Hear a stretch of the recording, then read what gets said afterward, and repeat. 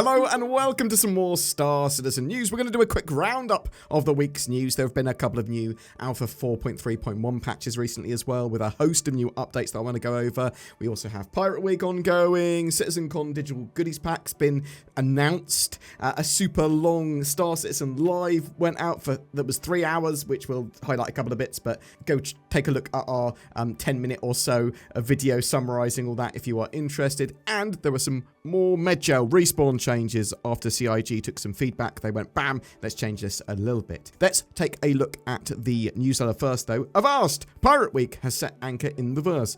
Gather your crew and search high and low from Stanton to Porro to find the pirate code that will win you some hangar decor to rest your bootstraps on. So yeah, there's a pirate ship sale going on, pirate skins, that sort of stuff at the moment that you can grab. Also, there is a treasure hunt. They've been releasing clues in newsletters and on some of the posts and stuff like that, and the latest one is in this newsletter. I will chuck a picture up on the screen and link you to the clue as well, or to the newsletter. But the clue with this is, in the Porto patches, rugged and wide, where weary souls seek aid inside. Cross the threshold, ye won't go wrong. A hall of soothers waits ye along. Now take heed, ye scallywags, a whispering sly. Keep a weathered eye for what stands awry. Two marks be rogue, midst the others true. Trace their shapes and they'll show you clue. I know a lot of people are just going to follow like a Reddit thread or just take the answer from someone posting it, but it's a little bit of fun as well. Go and visit some places in the verse and go, oh, there are some changes here for treasure hunt, because this is obviously pointing you at a location to go to add to your passphrase. And yeah, as I said, I'll link all that down below. CitizenCon, there is a goodies pack that they released for this that you can purchase now, but for like the $35 price point, it is pretty expensive. You do get 13 all new goodies. It's a big sort of bundle of armor and FPS weapons galore with some flair as well. It's cool. If you want to support CitizenCon and Star Citizen like that, go ahead. I'm probably going to be buying some because I'm a sucker for Star Citizen and I think they're good little gifts. Oh, I need to double check that they're giftable, but I assume they are. Roadmap updates. So basically in the roadmap update, they just confirmed a load of stuff we knew for 4.3.1. They did push the mission pickup on location to a future patch though. There was a 3-hour Star Citizen Live last week. We've made a summary of that. Go take a look at that if you were interested, but it talks about tech and server mesh in progress in Star Citizen. We did learn that there's not going to be a Squadron 42 presence at this year's CitizenCon though, so bear that in mind. Their teams that are working on Squadron are heads down trying to get it out for 2026, and 2026 is still the plan from CIG.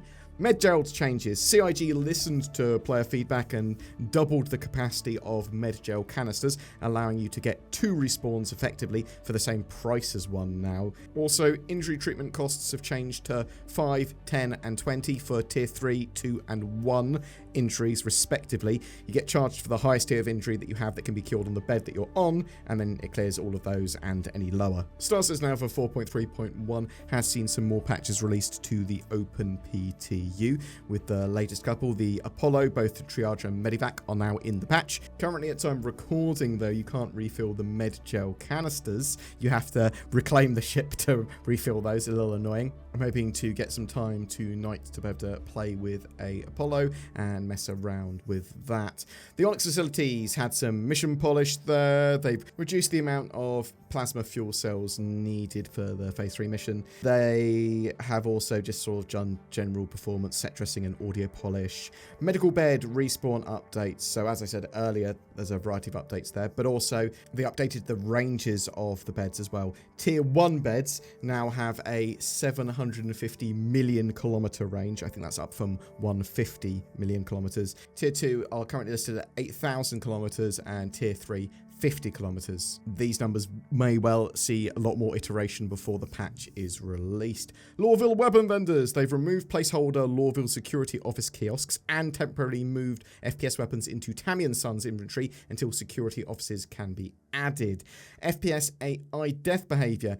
Integrating much of the human death animation and behavior from Squadron 42 into the persistent universe, this will bring much more proper death and hit animation reactions when engaged in FPS combat with AI. That's actually much needed, so great to hear that. Armor and ballistic damage changes, iteration part 2. So they put some of this in earlier in the PTU, but this is another set of changes. In order to enhance the overall ship ballistic weapons in-game, the team iterated on these changes during the PTU cycle for the upcoming patch. Base armor ballistic reduction damage has now been set to 38% across all ships, previously 50% in 4.3 and 40% in 4.3.1, with some few exceptions that the team think required a specific unique tuning. This means that ballistic guns will be more effective across the board against all targets, especially when shields are down. Shield ballistic absorption reduction damage has now been set to 45% for all shields, previously 30% in 4.3